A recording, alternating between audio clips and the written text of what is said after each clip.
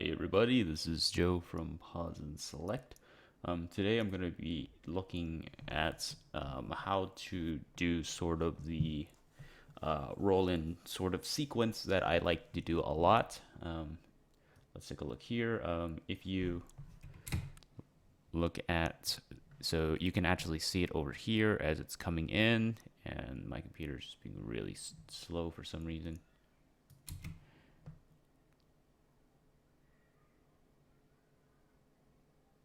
So that's what we're going to do. We're going to do the rolling sequence. This is a very simple setup to do. It's very easy to do. It's a little time consuming. Most people can sort of figure it out, but I've been doing this so often that I found the easiest way I found to do it was this way. So let's let's start a new project here, and we are going to call this roll, and sequence one will be fine here. So let's get this. So what we need to do is when we take the panels, it's always good to sort of set them up into a way that you understand where each part goes. So as you can see here, I already have all of the pieces. So essentially what I've done is I've masked them and then I placed them onto separate pieces. That way it gives you a little bit more of a control, and when you're working with multiple pieces, you can just keep it all together as 960 by 540. That's where its position is. So let's just bring that all in here, and so now we've got that. So we've got all these here, the magic of it all.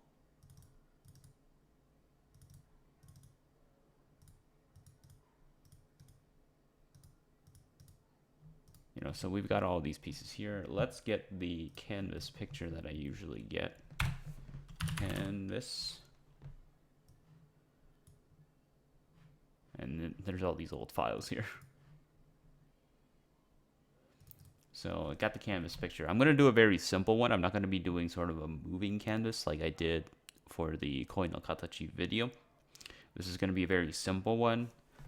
The moving canvas, you can actually set it really easily in Adobe After Effects. I guess if you're interested in seeing how to do it, I can show you how to do it. But let's go into here. So we're going to go into canvas. Let's get that stretched out a bit. I don't need that preview. So what we want to do is we want to sort of roll these elements into the frame here. But we also want to do, we also sort of want to have it move constantly while it's doing that. Now, originally, I was sort of just stacked it up and sort of had it move in, but that's not really tenable, because once you do, you're going to start getting a lot of video layers, and it's going to become really unwieldy. So in this case, I think it's best just to nest your sequences in.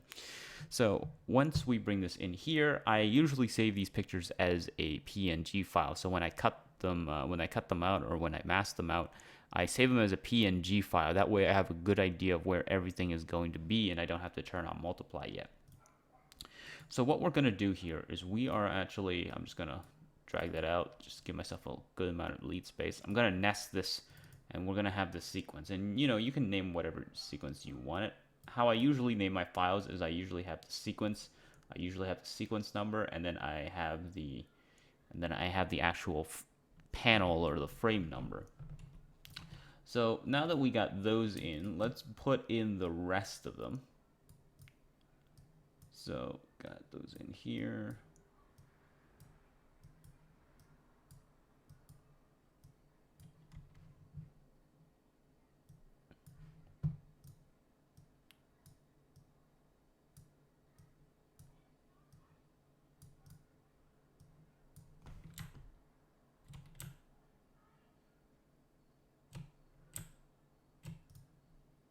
And let's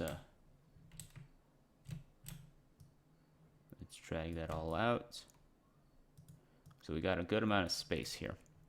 So as you can see, since that we've got this all set up, as you can see, as all of these are separate elements and they've already been sort of set up in Photoshop. So essentially, I just cut the panels apart, I put them in Photoshop, and then I sort of just line them up however I want, and then I save each individual panel separately. It gives me a lot of control when I'm working with it in Premiere.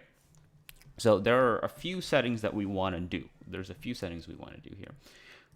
One of the first ones is we want to set up the motion. So what I'm going to do here is I'm going to just set the motion and the position as as I usually do. I usually do 1 second, so it's going to be 1 second in. So it's 1 second. I probably shouldn't have made this so long. There we go. Now it's a little easier to see it.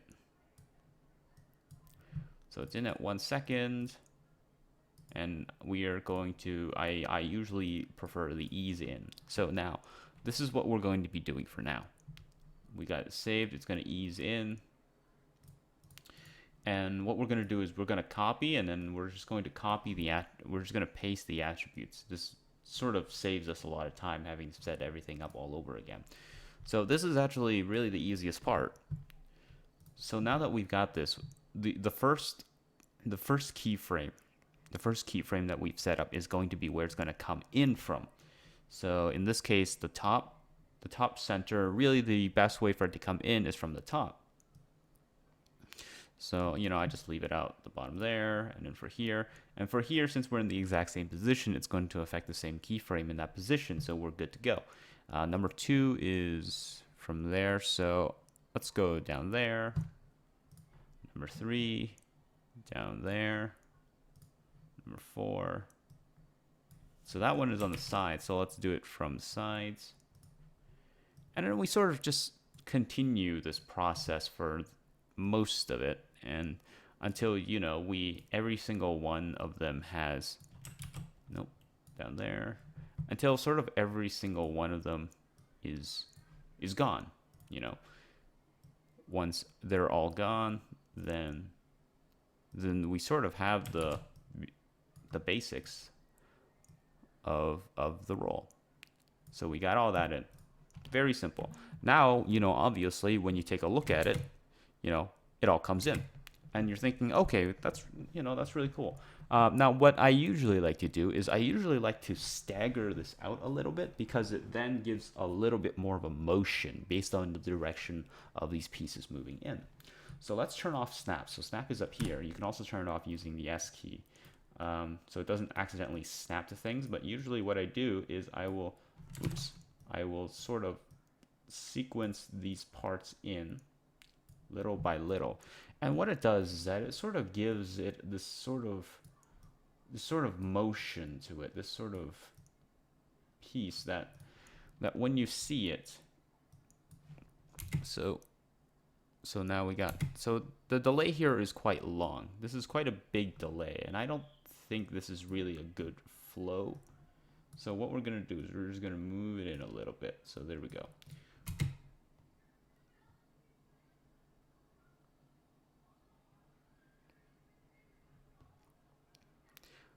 Now this is getting better. The flow is still very problematic, so we're just going to move this one in a little bit.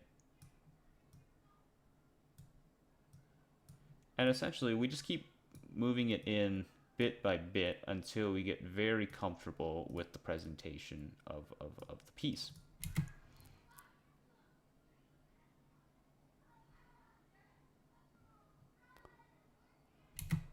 This is getting better. This is getting better.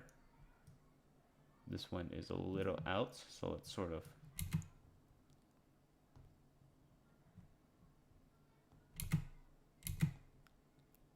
and I think that's good. That's what we that's good for now. It sort of gives this this little bit of motion to it, which I thought is nice. And at the end, you can just trim this all off if you want, but I kind of just leave it because I never have it go far enough for people to actually see it move out anyways, so I kind of just leave it. So now we can see that, the it's coming in. Now, a lot of you are probably thinking, well, why didn't I turn on multiply? Because I always like turning on multiply so it sure shows up.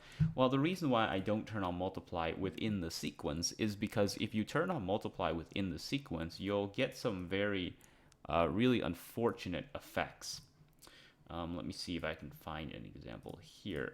Since multiply draws information from the frame below it, what you're gonna run across is what you're gonna run across is this is going to cut through the frame that it's on top of or that it's below, and so you're gonna have this really sort of you're gonna have it like this crisscross.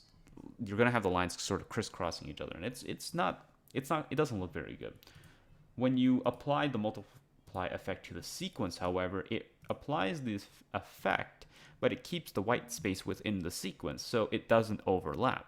So now that we have it in here, so we got boom. So now as you can see here, when this frame is rising up from the bottom, it actually keeps the white space information from the panel above it, because in the sequence that's how it is. So then it applies the multiply effect afterwards. So the logic here is to make sure that the multiply effect doesn't end up cutting into the panels. And there we go. Now, so now because the sequence has been set up, what we can do is we can actually do a zoom in. So we can do a scale, and let's do about 10. Let's do about 110. 110 seems like a good scale. Okay. So now when we have it show up,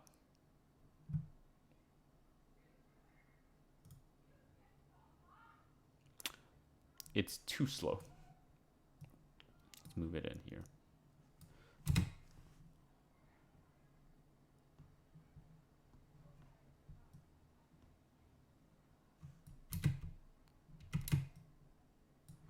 Let's make it really fast so you can actually see it.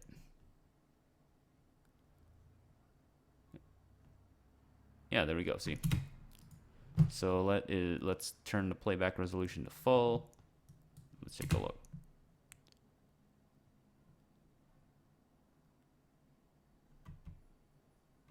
And there we go. That is the easiest way to do that sort of rolling in sequence. I hope it helps.